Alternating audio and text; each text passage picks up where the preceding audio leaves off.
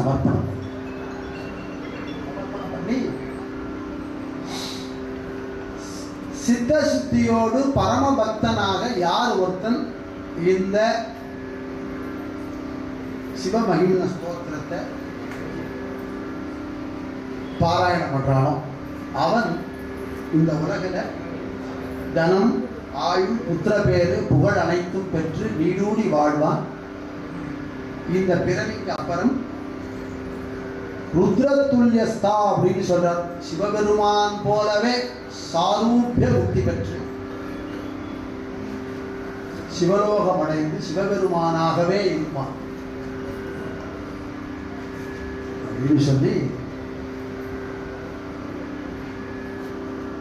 தீட்சாதானம் தபஸ்தீர்த்தம் ஞானம் யாகாதிகா கிரியா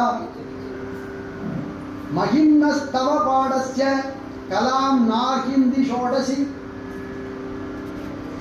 தீட்சை, தானம், தபசு, தீர்த்தம், ஞானம், யாகம் இவையெல்லாம் எத்தனை பண்ணாலும் அவையெல்லாம் இந்த சிவமகிம்ன ஸ்தோத்திரத்தை ஒரு தடவை பாராயணம் பண்ணதுல 14ல் 1 பங்கு கூட பலன் கொடுக்காது. அப்போ எப்பேற்பட்ட பலன் கொடுக்க வேண்டும்.